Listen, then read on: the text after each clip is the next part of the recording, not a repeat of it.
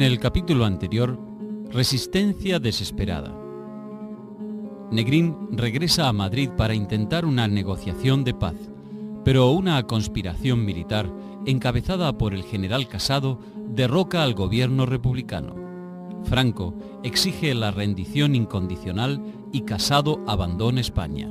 El Ejército Nacional ocupa la capital. La guerra civil ha terminado.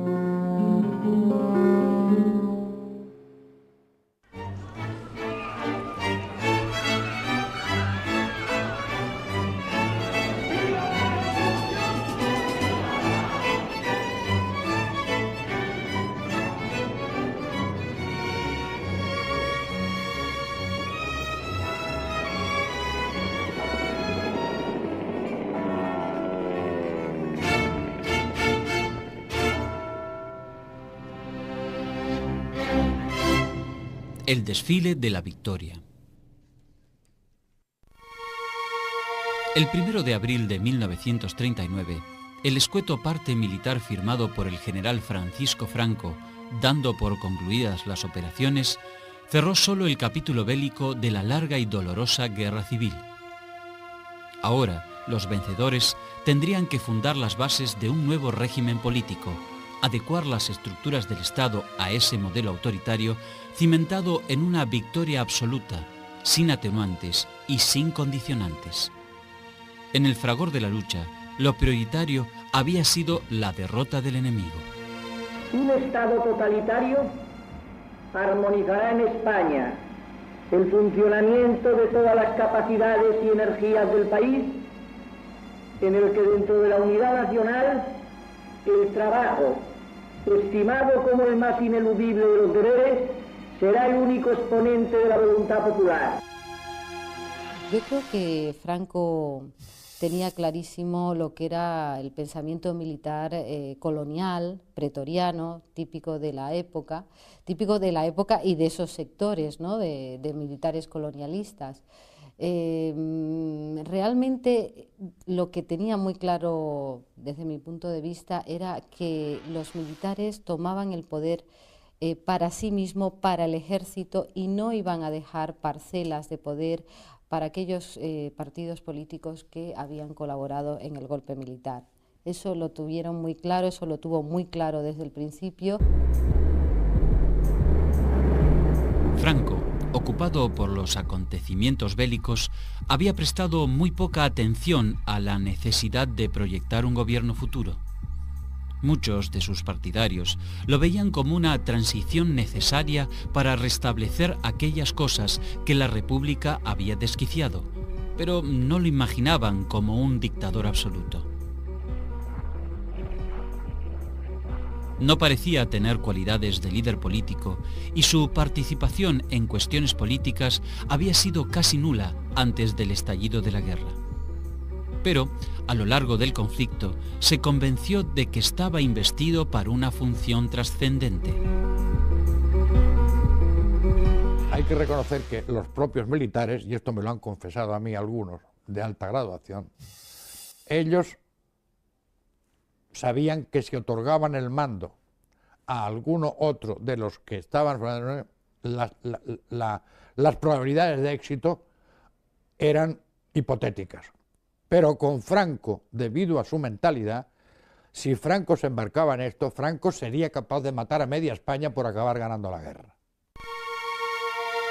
Franco ya había demostrado que no admitía interferencias de terceros como jefe militar. En octubre de 1936 armó la Junta Técnica del Estado, un simple aparato burocrático destinado a atender cuestiones administrativas en la zona bajo control del Ejército Nacional. Pero el primer rasgo que develará su vocación autocrática se dará con la organización del aparato político en que se apoyará el nuevo Estado. En agosto de 1937 concretó la unificación de falangistas y carlistas como germen del partido oficial, la Falange Española Tradicionalista, y de las Juntas Ofensivas Nacional Sindicalistas JONS. Sobre esa base, estructuró luego su primer gobierno a principios de 1938. dos fuerzas absolutamente contrarias que incluso al principio pues no se llevaban demasiado bien, pero que la fuerza de la lógica de los hechos les impone la unificación, y a partir de ese momento pues sí, va a haber eso que algunos historiadores han llamado las familias, digamos, franquistas, ¿no? La palabra partidos estaba excluida por falangistas, carlistas, católicos, ¿no? Pero el denominador común de todos ellos no va a ser ya su definición ideológica o la familia política, sino el ser franquista. Ese estilo vertical y autoritario no modificó sustancialmente las reglas de juego impuestas desde el día del pronunciamiento del 18 de julio. Simplemente se exacerbaron. El levantamiento tuvo un origen puramente militar, y la imposibilidad de ahogar la resistencia en forma inmediata condujo a la guerra civil. Los 2 años y medio de guerra acentuaron el control militar sobre los acontecimientos en el bando nacional. Las muertes en accidentes aéreos de los generales Sanjurjo y Mola, los fusilamientos de Godet y Fanjul, la ancianidad de Cabanellas, que falleció durante la guerra a los 76 años, y la desconfianza hacia el viejo republicanismo de Queipo de Llano, dejaron el campo totalmente libre a Franco. Si a esto se añade que, desde el principio, logró polarizar la ayuda de Roma y Berlín, tendremos que, al final de la guerra, su poder era tan indiscutible que no tuvo necesidad de revalidarlo. La muerte del general Mola, que era realmente el director de la conspiración, el precursor, ¿no? Fue crucial para el proceso de omnipotencia del general Franco, y en ese trayecto realmente existieron muertes providenciales, como la de José Antonio Primo de Rivera, el fusilamiento de José Antonio Primo de Rivera, muy criticado dentro de sectores de la República, porque le abren el camino a Francisco Franco, la muerte del general Mola, la muerte del general Sanjurjo. Todas estas muertes providenciales indudablemente colaboran en ese camino tortuoso en cuanto a los vericuetos, ¿no?, que lleva, y que culmina en ese nombramiento de jefe del gobierno del Estado y generalísimo de todos los ejércitos. Entonces ya vino el que, a imitación y por mimetismo con los países que nos estaban ayudando, Italia y Alemania, ya se quiso imponer aquí el Führerprinzip, o sea, el principio del caudillaje, y se convirtió todo esto en un desaforado culto a la personalidad para crearle un pedestal que lo hiciera inatacable, invencible. Se atribuyó todos los títulos: generalísimo, caudillo de España, jefe del Estado, jefe del partido, todo se fue acumulando, y cuando se trató de plasmar definitivamente cuál era el papel del jefe del Estado, ya vino la designación y la definición típica de dictador, porque él podía dictar leyes sin pasar por ningún órgano consultivo ni ejecutivo, con lo cual se había hecho ya la peana, la base, el pedestal, para que aquel señor saliera de la guerra convertido en el caudillo indiscutible que tenía que gobernar a España. El pronunciamiento militar organizado por el general Mola en 1936 no tenía hipotecas políticas significativas, pese al apoyo que recibió de toda la derecha y parte del centro. Esto determinó que ninguna de las tendencias institucionales de la derecha pudiera adjudicarse la paternidad ideológica del régimen futuro. El fusilamiento del creador de la Falange, José Antonio Primo de Rivera, y el exilio forzoso del jefe carlista Manuel Falconde antes del proceso unificador de esas dos corrientes políticas también favorecieron el proyecto de concentración de Franco. Los sectores puristas de la Falange y del tradicionalismo quedarán marginados o se abstendrán voluntariamente de participar por sus críticas a la unificación. Esto es muy relativo, porque aunque Serrano Suller era un falangista, diríamos, de última hora, era un falangista y había sido amigo y conocido de José Antonio Primo de Rivera. Luego, aunque no tenía categoría de ministro, Fernández Cuesta, que era considerado una especie de albacea, una especie de testamentario casi de el amigo más próximo del ausente, que se decía, o sea, de José Antonio Primo de Rivera después de fusilado y desaparecido, pues era el secretario general del movimiento. No tenía categoría de ministro, pero casi es como si estuviese en el gobierno. Los carlistas estaban presentes a través del conde de Rodezno como ministro. Era evidentemente el sector menos antifalangista. En el momento de la victoria, el gobierno franquista tenía dos vértices de poder en su base: el general Francisco Gómez Jordana y Ramón Serrano Súñer. Jordana se había destacado por el manejo administrativo burocrático de la Junta Técnica del Estado. Serrano Súñer, cuñado del generalísimo, había pasado de ser asesor político a transformarse en la eminencia gris del gobierno conformado en enero de 1938. Serrano Súñer, como se ha sabido, era cuñado de Franco. Pudo escaparse de Madrid después de una situación de una verdadera odisea. Le habían matado a dos hermanos. Al no encontrarle a él, mataron a dos hermanos suyos. Y esto me lo traumatizó de tal manera que cuando llegó a la zona nacional, pues este hombre venía con unos deseos de venganza terribles.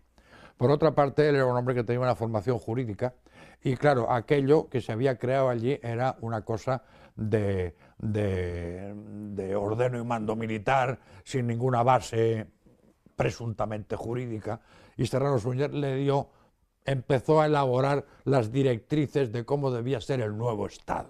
Gómez Jordana no tenía más que la formación militar, pero era de la élite militar, es decir, de teniente hace la guerra de Cuba, del 98, la anterior al 98, de finales del siglo XIX, y después entra en la nueva escuela de Estado Mayor, y por tanto digamos que sale diplomado, es un militar especialmente bien formado dentro del conjunto de los militares españoles, ¿no? Formó parte del directorio militar de Primo de Rivera, o sea, del gobierno primero de Primo de Rivera en la dictadura, Santo Comisario de Marruecos después por nombramiento de Primo de Rivera, y es el encargado por Franco de pasar de la postura más filofascista a la más estricta neutralidad. Aparentemente, la mayoría de los ministros debía su designación a las sugerencias que Serrano Súñer hacía a Franco.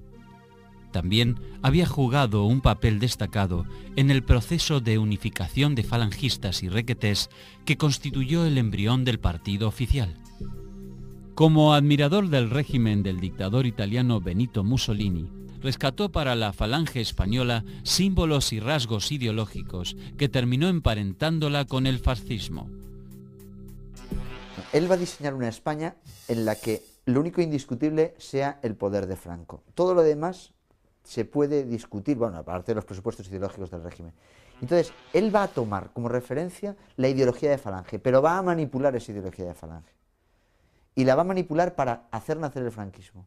Él diseña ese decreto, y el decreto de Ramón Serrano Súñer, que se convierte así en el ideólogo del régimen, se convierte en la inauguración del franquismo y la muerte de Falange. Lo que hace él es vestir el régimen con una apariencia falangista, camisas azules, saludos romanos, con la mano alzada, y parafernalia, digamos, falangista, y le coloca a la camisa azul una boina roja carlista para contentar a los carlistas de alguna manera y meterlos en el régimen. Gómez Jordana y Serrano Súñer, que habían sido aliados cuando se formó el primer gobierno en 1938, se transformarán rápidamente en adversarios.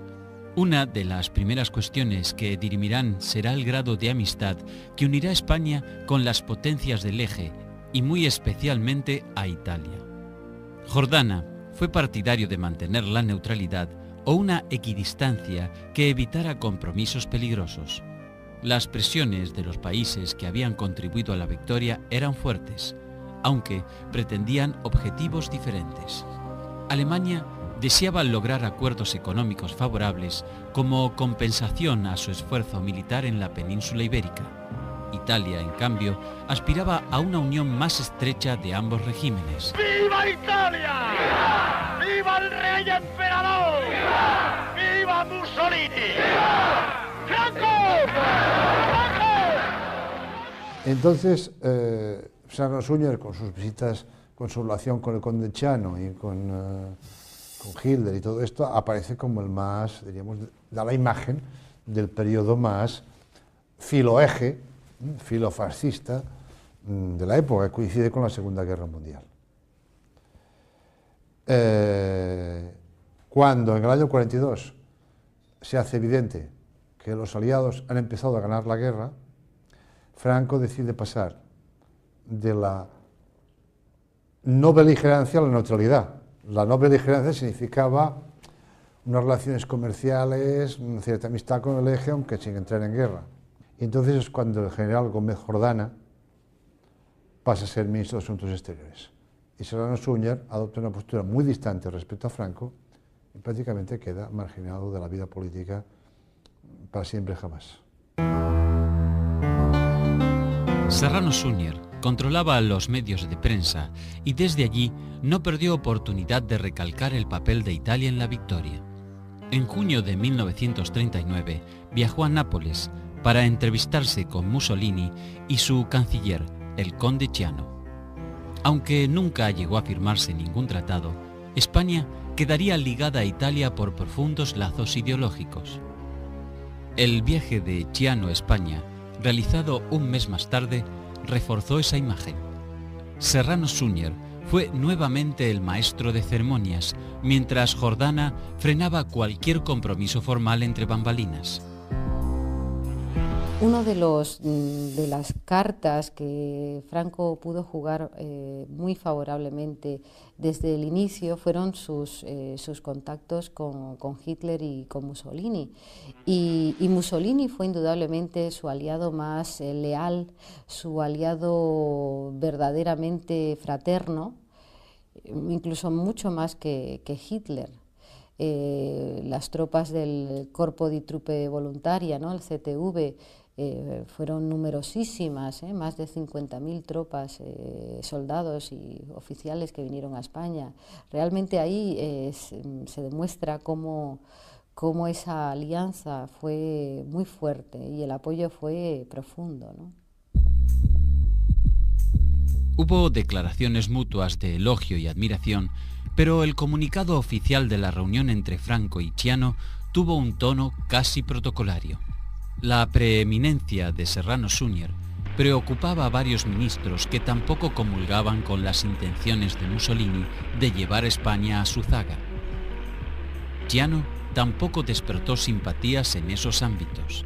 El ministro de Justicia, el conde de Rodezno, escribió en su diario: presume más que un húsar y cada vez que lo veo me parece más ridículo. Rodezno dejó también consignado un incidente entre Jordana y Serrano Suñer que remarcaba las diferencias que ya había habido entre los dos hombres fuertes del gobierno. La irritación del conde de Rodezno con Serrano Suñer estaba motivada por el creciente poder del ministro y sus aliados de la Falange, pero además por su oposición a una restauración monárquica. Mussolini había escrito a Franco advirtiéndole sobre lo negativo de dar un paso en esa dirección. Considero sumamente peligroso para el régimen por usted gloriosamente fundado a través de tantos sacrificios de sangre, el restablecimiento de la monarquía, señaló el dictador italiano. El tema estaba en pleno debate porque, a comienzos de 1939, el gobierno de Franco le había restituido la nacionalidad española al último rey de España, Alfonso XIII. Cuando Serrano Suñer iba a Roma y hablaba con Chiano o con Mussolini, ellos dos le desaconsejaban la restauración monárquica, porque arguían al ejemplo de ellos, que tenían que aguantar al monarca aquel pequeño, comprende que era un estorbo para la prepotencia de Mussolini. Entonces decían, no caigáis en la tontería de montar una monarquía, dejarla fuera y así tenéis las manos libres para poder actuar. Los sectores tradicionalistas juzgaban que la institucionalización del país solo podía tener un inequívoco signo monárquico. pero Serrano se encargó de despejar expectativas. A los italianos les aseguró que el retorno de Alfonso XIII al trono era una imposibilidad física y metafísica. Otro enfrentamiento entre los falangistas y la derecha tradicional se produjo por las relaciones entre la Iglesia y el Estado. Los partidarios de Serrano Suñer defendían el poder del Estado contra las posiciones de Rodezno, que era partidario de volver a los principios de confesionalidad anteriores a la República. Por estas cuestiones, las relaciones con el cardenal primado Isidro Gomá también fueron enfriándose lentamente. Franco, que no se había sublevado por razones religiosas, vio muy pronto que le era sumamente conveniente este maquillaje religioso. Y entonces trata con gran deferencia a los eclesiásticos, etc. Pero no procede inmediatamente a la derogación de las leyes anticlericales de la República. Ley de matrimonio, ley de divorcio, secularización de los cementerios, congregaciones religiosas, sino que se lo reserva como arma de negociación con la Santa Sede. Que me reconozcan plenamente, que hagan un concordato que yo pueda nombrar obispos como hacía el rey, y entonces sí que derogaremos todo. Y sobre todo, la más importante de todas, la ley de presupuesto de culto y clero. Otro punto de discordia fue la ejecución de medidas de corte social para lograr el apoyo popular al régimen. La ley de bases, que pretendía una organización sindical de neto corte fascista, fue resistida por los sectores más conservadores. El proyecto le otorgaba al partido, es decir, a la Falange, el control político de toda actividad económica. La falta de apoyo a esa iniciativa en el gabinete de ministros irritó profundamente a Franco, pero fue finalmente reemplazada por una versión más moderada en 1940. La mayoría de los ministros que acompañaron a Franco a la victoria serán reemplazados en agosto de 1940. Según Rodezno, la situación se había tornado insostenible para entonces. La descomposición era absoluta. La actitud de Franco, de frialdad y despecho para casi todos. Con Serrano no cruzábamos la mayor parte ni el saludo, ni a la entrada ni a la salida. Jordana, que a comienzo del año había sugerido cambios, fue despedido de una manera muy propia de Franco. El 8 de agosto recibió una carta manuscrita del Generalísimo en la que decía: le adjunto copia de la disposición que saldrá mañana en el Diario Oficial como primer paso de la formación del nuevo gobierno. El decreto contenía la supresión de la vicepresidencia de gobierno, cargo que Jordana desempeñaba hasta ese momento. El nuevo Consejo de Ministros a formarse estará integrado básicamente por militares y falangistas, cuyos nombres también serán sugeridos por Serrano Suñer.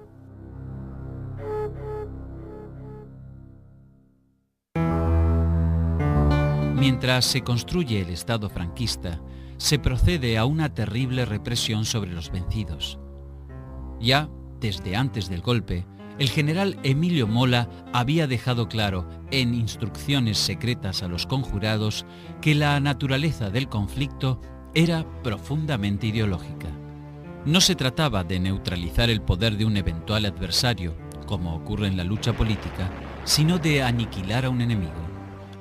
Mola, como muchos militares que se adherirán al bando nacional, pensaba que España iba camino de convertirse en una nueva Rusia soviética, y que para evitarlo había que actuar con decisión y energía implacables. La represión tuvo unas características sistemáticas y al mismo tiempo muy perfectamente trabadas, porque la reacción de las clases trabajadoras ante el movimiento, ante el golpe militar, el pronunciamiento militar, fue declarar la huelga. Era la única arma que tenían, declarar la huelga general. Entonces inmediatamente vinieron unos bandos declarando el estado de guerra. Declarada la ley marcial, entonces la huelga era un delito. Y entonces venían unas órdenes según las cuales, si no se incorporaban en el plazo de 24 horas a sus puestos de trabajo, serían detenidos los responsables de cada sindicato y serían pasados por las armas. Las primeras víctimas de la represión fueron militares que se opusieron o que no se plegaron a la rebelión. Los casos del general Campins en Granada y del contraalmirante Azarola en el Ferrol, ejecutados por sus camaradas de armas, serán un ejemplo de esta actitud. Pero claro, además de esto estaba otra represión, que es la que se ejercía sobre los militares que estaban en el bando republicano.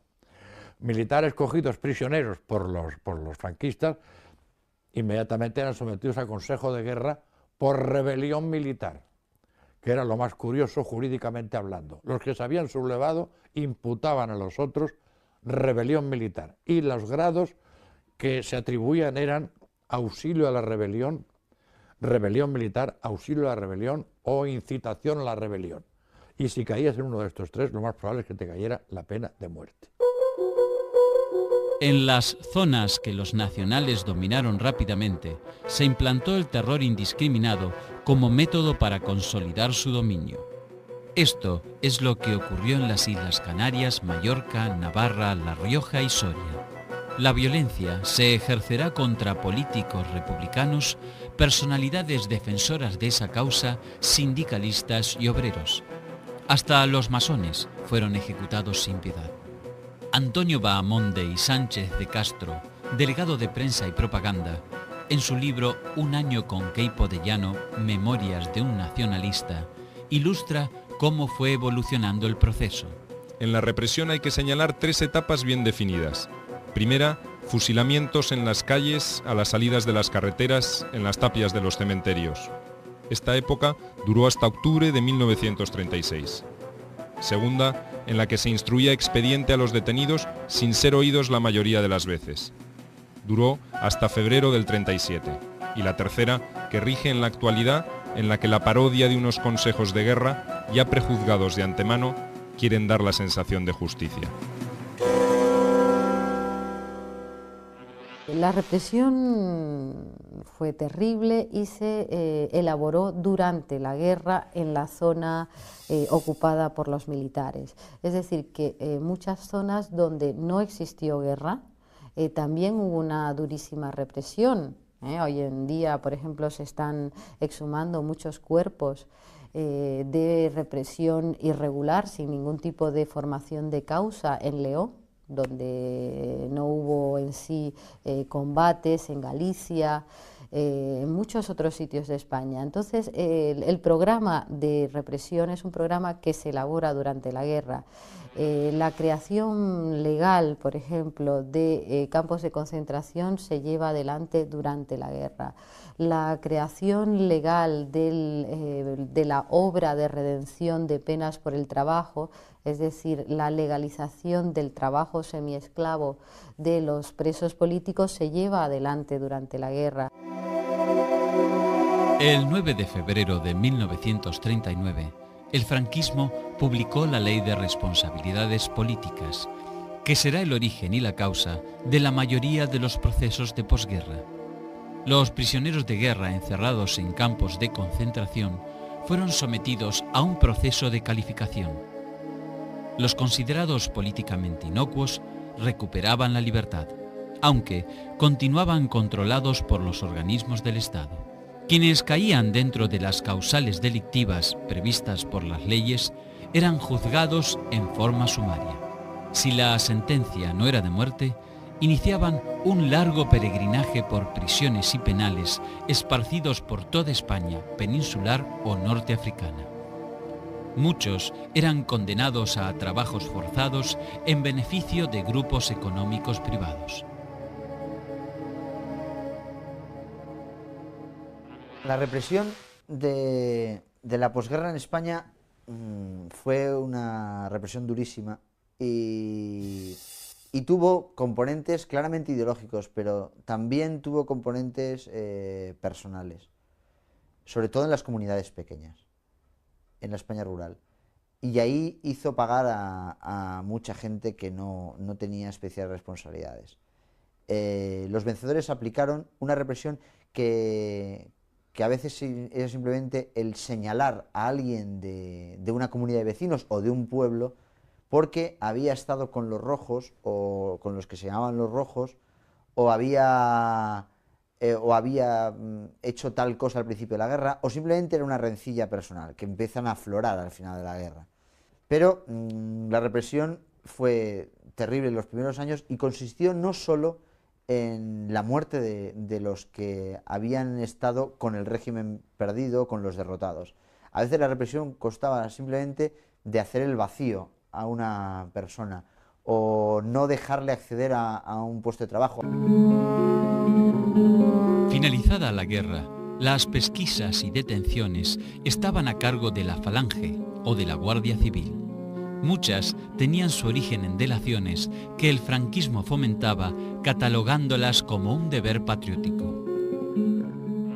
La represión fundamentalmente y masivamente se dirigió a los enemigos ideológicos del franquismo, pero sobre todo a aquella población potencialmente que podría discordar con el régimen y con el objetivo de mantenerlas en pasividad, de que no se les ocurriera nuevamente levantar la cabeza. Es decir, que es importante pensar que ese sector de población que sufre directa o indirectamente la represión no son necesariamente militantes, en absoluto, ni militantes de partidos políticos, ni de sindicatos, ni de organizaciones cercanas. Son esa parte de la población que podía ser favorable en un sentido muy laxo, ¿no?, a las reformas republicanas. Cuando la resistencia republicana se derrumbaba, los vencedores lanzaron algunas proclamas engañosas. Si no has manchado tus manos con delitos comunes, ven. Franco te ofrece la paz, trabajo, pan y justicia. Si no has cometido crímenes, no tienes que temer. La España nacional es justa y generosa. La España nacional ampara al prisionero que no ha cometido crímenes. Muchos de los que en febrero de 1939 pasaron la frontera hacia Francia volvieron confiados por estas promesas y lo pagaron caro. Algunos cálculos afirman que después de la guerra el franquismo eliminó entre 40.000 y 50.000 personas. Y se dieron auténticas arbitrariedades, ¿no? Como el caso, pues, de declarar en rebeldía a alguien, ¿no?, y condenarlo a muerte sin tener ninguna responsabilidad, o el caso, pues, de un responsable del Frente Popular condenarlo a muerte porque había desaparecido el sacerdote, digamos, de la localidad y le hacían a él principal responsable. Y por más que el hombre decía que no solo él no era responsable de esa muerte, sino que era amigo y que gracias a él había conseguido salvar la vida porque le había facilitado, y naturalmente el tribunal, que muchas veces hacía juicios masivos, pues lo condenó a muerte. Y justo en esos momentos apareció el famoso sacerdote entrando allí, declarando que era cierto lo que acaba de decir, y el tribunal se vuelve, digamos, a reunir y después de deliberar le ratifica, porque diciendo, bueno, si precisamente consiguió salvarle, eso demuestra que era un peso político importante, ¿no?, y que tenía una gran influencia, y por tanto se le condenaba por esa responsabilidad política y por ese puesto importante. Semejante dureza represiva llevará a España a sufrir uno de los peores procesos de autoexilio masivo de población por razones políticas de la historia contemporánea. Al concluir la guerra civil, alrededor de 450.000 españoles se habían refugiado en el exterior, la mayoría de ellos en Francia. El gobierno francés había mantenido una política restrictiva, sobre todo cuando se trataba de combatientes, pero esa posición varió bruscamente con la caída de Barcelona. Desde el 28 de enero hasta el 10 de febrero de 1939 se produjo un éxodo masivo hacia la frontera pirenaica. Alrededor de 400.000 personas abandonaron España en esos días para evitar la represión de los vencedores. Francia los hacina en campos de concentración.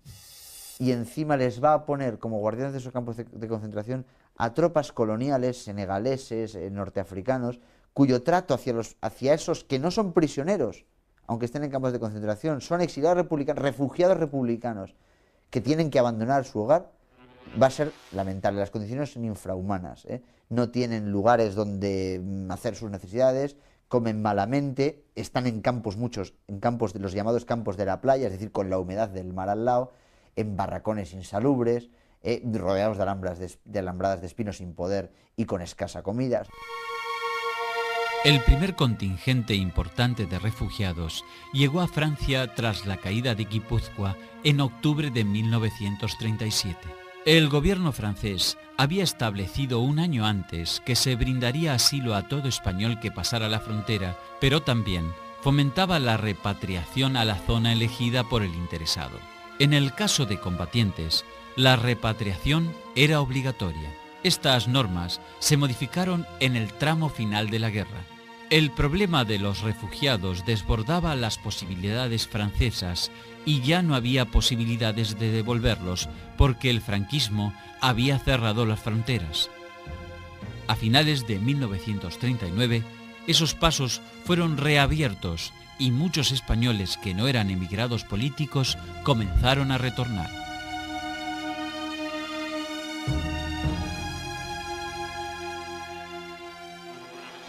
Había dos maneras de salir de los campos de concentración: presentarse voluntario a la Legión extranjera de Francia, o bien volver a la España ocupada por Franco. Todo era súper problemático en los dos casos, ¿no? Luego, además de que los campos de concentración fueron mejorando, pues llegó la Segunda Guerra Mundial, Francia necesitó mucha mano de obra y entonces pues fueron saliendo, diríamos, para hacer esos trabajos los que estaban en los campos de prisioneros, ¿no? Y esos campos de prisioneros se volvieron a llenar como consecuencia de la represión por el régimen de Pétain, ¿no? La rápida derrota y ocupación de Francia por parte de Alemania agregó un nuevo motivo de angustia. Alrededor de 40.000 refugiados, integrados en esas compañías de prestatarios, fueron enviados a trabajar a territorio alemán. Otros 8.000 fueron confinados en campos de concentración o de exterminio, de los cuales solo 3.000 sobrevivieron. Como el gobierno francés no quiso reconocer a los españoles como miembros de sus fuerzas regulares, los alemanes propusieron al gobierno de Franco su extradición. El franquismo se negó alegando que eran rojos y, por lo tanto, indeseables. También muchos políticos y personajes relevantes de la España republicana sufren detenciones por las autoridades de Vichy o, en su caso, en la parte ocupada por los nazis, por las autoridades alemanas, y en algunos casos, digamos, los que más suerte tenían acababan en un campo en Alemania o en la organización Todt trabajando en Alemania, pero otros muchos eran entregados a las autoridades españolas. Y las autoridades franquistas, lo normal es que les juzgaran, les hicieran un consejo de guerra y en no pocos casos figuras como Julián Zugazagoitia o el mismo Luis Companys acabaron ejecutados después de haber sido entregados por los ocupantes, o por la Francia de Vichy o por la Alemania nazi.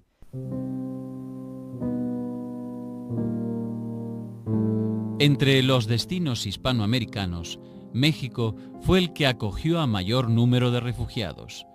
Las estimaciones más fidedignas calculan entre 15.000 y 20.000 el número de personas que se radicaron en ese país. Como en toda guerra, uno de los peores dramas lo sufrieron los niños. En el gran éxodo de Cataluña, unos 50.000 menores cruzaron la frontera junto a sus padres. En los años anteriores, otros grupos habían partido con destinos diferentes. La primera expedición de refugiados a México la constituyó un grupo de 500 niños que llegaron a ese país en 1937. Fueron alojados en la localidad de Morelia, pero muchos tuvieron problemas de adaptación. Ese mismo año, otros 3.000 niños llegaron a Rusia y, con la caída del norte, salieron hacia Francia otros 1.000. Inglaterra también recibió alrededor de 4.000 pequeños vascos. La mayoría de ellos fueron posteriormente repatriados, pero no los enviados a la Unión Soviética.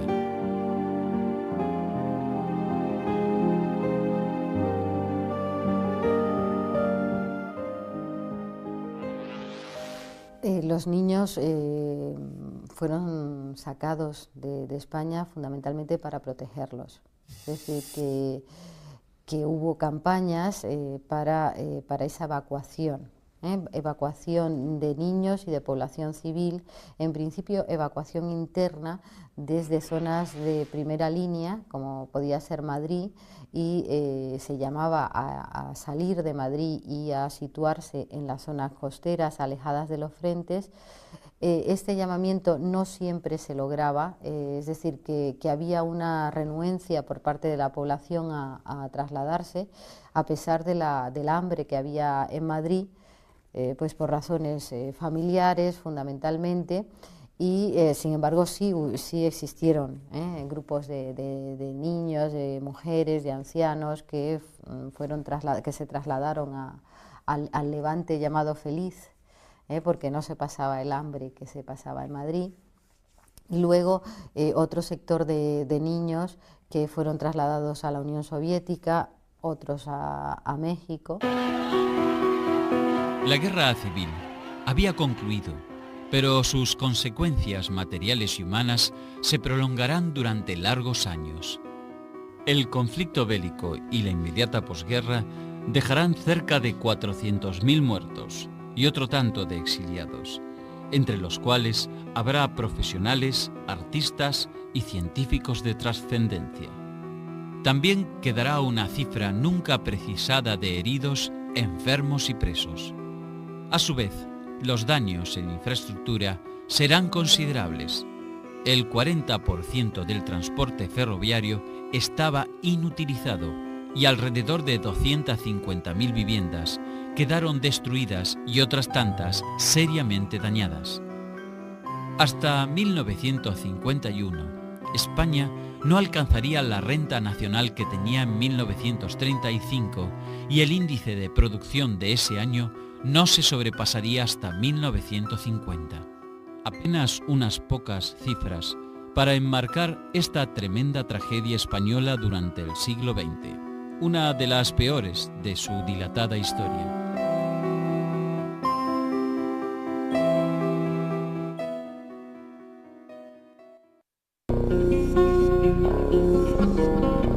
La guerra civil ya es historia dramática, envuelta todavía en las envenenadas flores del odio. Hoy necesitamos superar aquella incomprensión y olvidar el rencor de la vieja tragedia. Pero no puede olvidarse lo que se ignora.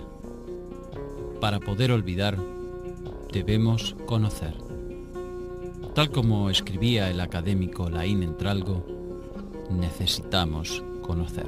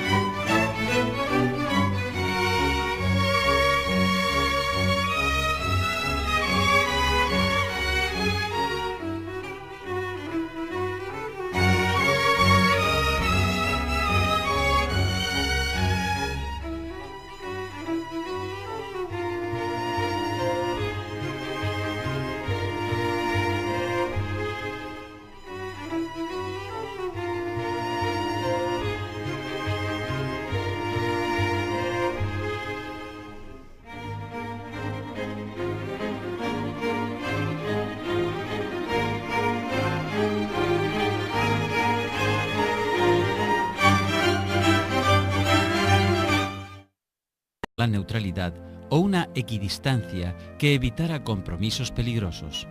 Las presiones de los países que habían contribuido a la victoria eran fuertes, aunque pretendían objetivos diferentes. Alemania deseaba lograr acuerdos económicos favorables como compensación a su esfuerzo militar en la península ibérica. Italia, en cambio, aspiraba a una unión más estrecha de ambos regímenes. ¡Viva Italia! ¡Viva! ¡Viva el rey emperador! ¡Viva! ¡Viva Mussolini! ¡Viva! ¡Franco! ¡Franco!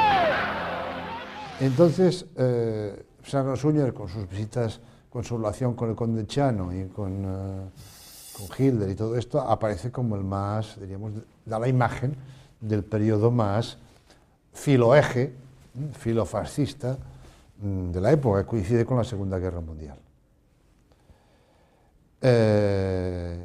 Cuando en el año 42 se hace evidente que los aliados han empezado a ganar la guerra, Franco decide pasar de la no beligerancia a la neutralidad. La no beligerancia significaba unas relaciones comerciales, una cierta amistad con el eje, aunque sin entrar en guerra. Y entonces es cuando el general Gómez Jordana pasa a ser ministro de Asuntos Exteriores. Y Serrano Suñer adopta una postura muy distante respecto a Franco y prácticamente queda marginado de la vida política para siempre jamás. Serrano Suñer controlaba los medios de prensa y desde allí no perdió oportunidad de recalcar el papel de Italia en la victoria. En junio de 1939 viajó a Nápoles para entrevistarse con Mussolini y su canciller, el conde Chiano.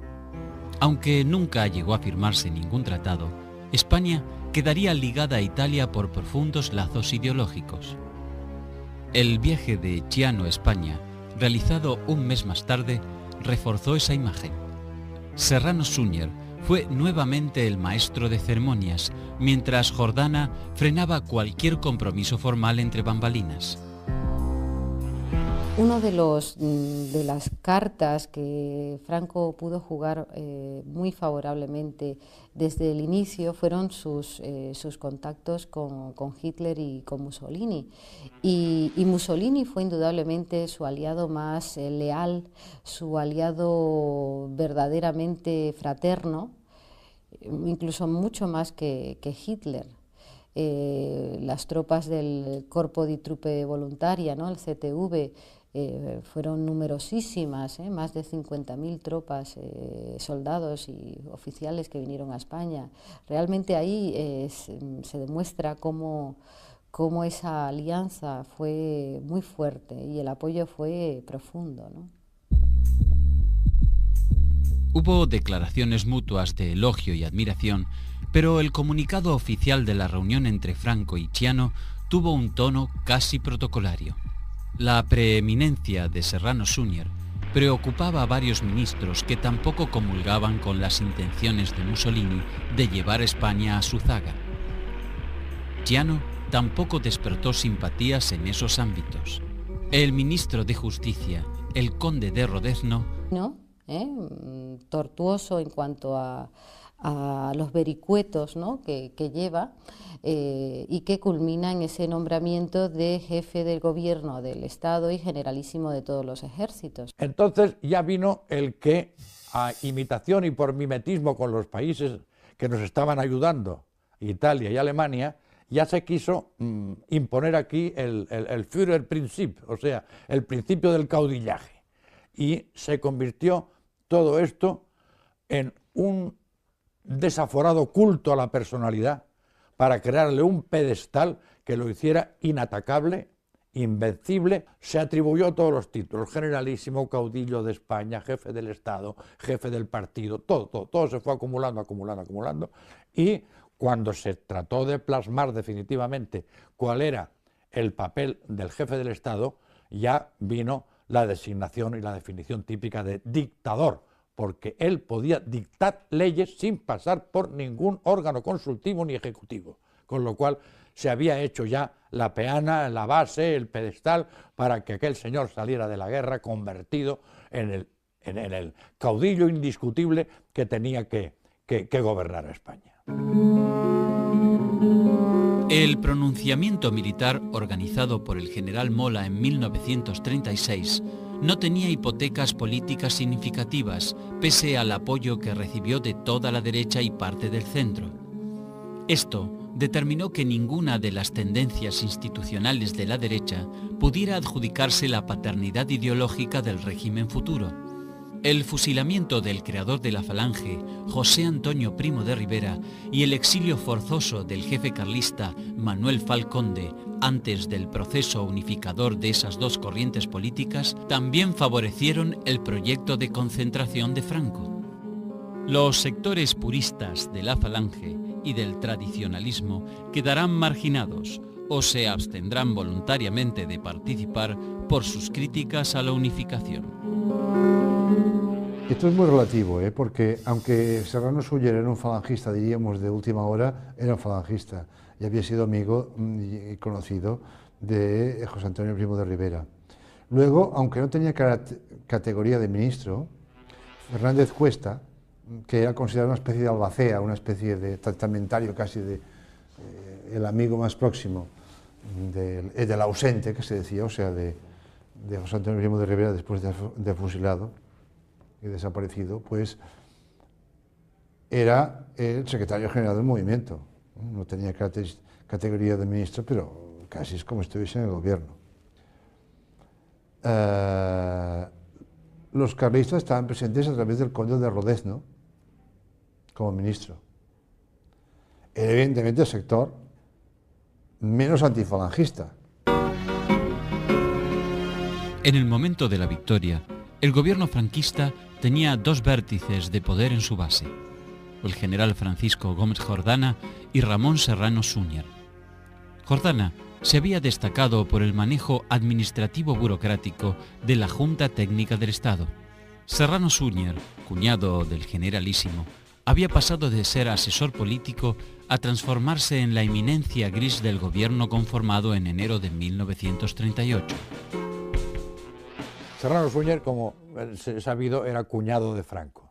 Pudo escaparse de Madrid después de una situación de una verdadera odisea. Le habían matado a dos hermanos. Al no encontrarle a él, mataron a dos hermanos suyos. Y esto me lo traumatizó de tal manera que cuando llegó a la zona nacional, pues este hombre venía con unos deseos de venganza terribles. Por otra parte, él era un hombre que tenía una formación jurídica y claro, aquello que se había creado allí era una cosa de ordeno y mando militar, sin ninguna base presuntamente jurídica, y Serrano Suñer empezó a elaborar las directrices de cómo debía ser el nuevo Estado. Gómez Jordana no tenía más que la formación militar, pero era de la élite militar, es decir, de teniente hace la guerra de Cuba, del 98, anterior al 98, de finales del siglo XIX, y después entra en la nueva escuela de Estado Mayor, y por tanto, digamos que sale diplomado, es un militar, especialmente bien formado dentro del conjunto de los militares españoles, ¿no? Formó parte del directorio militar de Primo de Rivera, o sea, del gobierno primero de Primo de Rivera en la dictadura, Santo Comisario de Marruecos después por nombramiento de Primo de Rivera, y es el encargado por Franco de pasar de la postura más filofascista a la más estricta neutralidad. Aparentemente, la mayoría de los ministros debía su designación a las sugerencias que Serrano Suñer hacía a Franco. También había jugado un papel destacado en el proceso de unificación de falangistas y requetés que constituyó el embrión del partido oficial. Como admirador del régimen del dictador italiano Benito Mussolini, rescató para la Falange española símbolos y rasgos ideológicos que terminó emparentándola con el fascismo. Él va a diseñar una España en la que lo único indiscutible sea el poder de Franco. Todo lo demás se puede discutir, bueno, aparte de los presupuestos ideológicos del régimen. Entonces, él va a tomar como referencia la ideología de Falange, pero va a manipular esa ideología de Falange. Y la va a manipular para hacer nacer el franquismo. Él diseña ese decreto y el decreto de Ramón Serrano Suñer, que se convierte así en el ideólogo del régimen, se convierte en la inauguración del franquismo y la muerte de Falange. Lo que hace él es vestir el régimen con una apariencia falangista camisas azules, saludos romanos, con la mano alzada, y parafernalia, digamos, falangista, y le coloca a la camisa azul una boina roja carlista para contentar a los carlistas de alguna manera y meterlos en el régimen. Gómez Jordana y Serrano Suñer, que habían sido aliados cuando se formó el primer gobierno en 1938, se transformarán rápidamente en adversarios. Una de las primeras cuestiones que dirimirán será el grado de amistad que unirá a España con las potencias del Eje y muy especialmente a Italia. Jordana fue partidario de mantenerla. Han confesado a mí algunos de alta graduación. Ellos sabían que si otorgaban el mando a alguno otro de los que estaban, las probabilidades de éxito eran hipotéticas. Pero con Franco, debido a su mentalidad, si Franco se embarcaba en esto, Franco sería capaz de matar a media España por acabar ganando la guerra. Franco ya había demostrado que no admitía interferencias de terceros como jefe militar. En octubre de 1936 armó la Junta Técnica del Estado, un simple aparato burocrático destinado a atender cuestiones administrativas en la zona bajo control del Ejército Nacional. Pero el primer rasgo que develará su vocación autocrática se dará con la organización del aparato político en que se apoyará el nuevo Estado. En agosto de 1937 concretó la unificación de falangistas y carlistas como germen del partido oficial, la Falange Española Tradicionalista, y de las juntas ofensivas nacional-sindicalistas JONS. Sobre esa base, estructuró luego su primer gobierno a principios de 1938. Dos fuerzas absolutamente contrarias que incluso al principio pues no se llevaban demasiado bien, pero que la fuerza de la lógica de los hechos les impone la unificación, y a partir de ese momento pues sí, va a haber eso que algunos historiadores han llamado las familias, digamos, franquistas, ¿no? La palabra partidos estaba excluida por falangistas, carlistas, católicos, ¿no? Pero el denominador común de todos ellos no va a ser ya su definición ideológica o la familia política, sino el ser franquista. Ese estilo vertical y autoritario no modificó sustancialmente las reglas de juego impuestas desde el día del pronunciamiento del 18 de julio. Simplemente se exacerbaron. El levantamiento tuvo un origen puramente militar y la imposibilidad de ahogar la resistencia en forma inmediata condujo a la guerra civil. Los 2 años y medio de guerra acentuaron el control militar sobre los acontecimientos en el bando nacional. Las muertes en accidentes aéreos de los generales Sanjurjo y Mola, los fusilamientos de Godet y Fanjul, la ancianidad de Cabanellas, que falleció durante la guerra a los 76 años, y la desconfianza hacia el viejo republicanismo de Queipo de Llano, dejaron el campo totalmente libre a Franco. Si a esto se añade que, desde el principio, logró polarizar la ayuda de Roma y Berlín, tendremos que, al final de la guerra, su poder era tan indiscutible que no tuvo necesidad de revalidarlo. La muerte del general Mola, que era realmente el director de la conspiración, el precursor, ¿no? Fue crucial para el proceso de omnipotencia del general Franco, y en ese trayecto realmente existieron muertes providenciales, como la de José Antonio Primo de Rivera, el fusilamiento de José Antonio Primo de Rivera, muy criticado dentro de sectores de la República, porque le abren el camino a Francisco Franco, la muerte del general Mola, la muerte del general Sanjurjo. Todas estas muertes providenciales indudablemente colaboran en ese camino. En el capítulo anterior, Resistencia desesperada. Negrín regresa a Madrid para intentar una negociación de paz, pero una conspiración militar encabezada por el general Casado derroca al gobierno republicano. Franco exige la rendición incondicional y Casado abandona España. El Ejército Nacional ocupa la capital. La guerra civil ha terminado.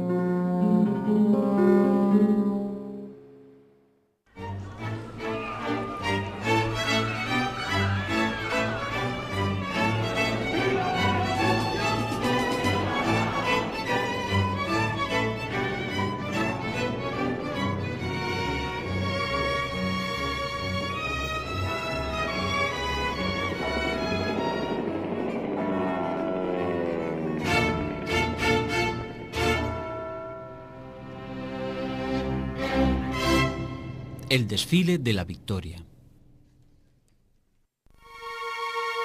El 1 de abril de 1939, el escueto parte militar firmado por el general Francisco Franco, dando por concluidas las operaciones, cerró solo el capítulo bélico de la larga y dolorosa guerra civil.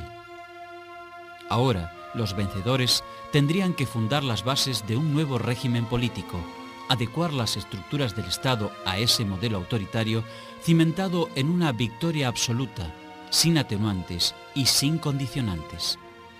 En el fragor de la lucha, lo prioritario había sido la derrota del enemigo. Un Estado totalitario armonizará en España el funcionamiento de todas las capacidades y energías del país, en el que dentro de la unidad nacional el trabajo, estimado como el más ineludible de los deberes, será el único exponente de la voluntad popular. Yo creo que Franco tenía clarísimo lo que era el pensamiento militar colonial, pretoriano, típico de la época y de esos sectores, ¿no?, de militares colonialistas. Realmente lo que tenía muy claro desde mi punto de vista era que los militares tomaban el poder para sí mismo, para el ejército, y no iban a dejar parcelas de poder para aquellos partidos políticos que habían colaborado en el golpe militar. Eso lo tuvieron muy claro, eso lo tuvo muy claro desde el principio.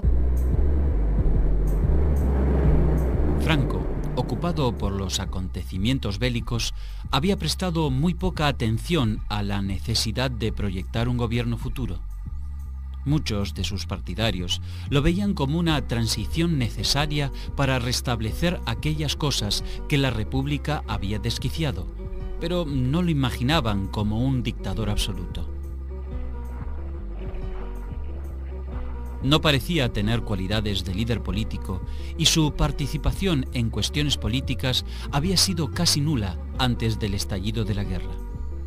Pero, a lo largo del conflicto, se convenció de que estaba investido para una función trascendente. Hay que reconocer que los propios militares, y esto me lo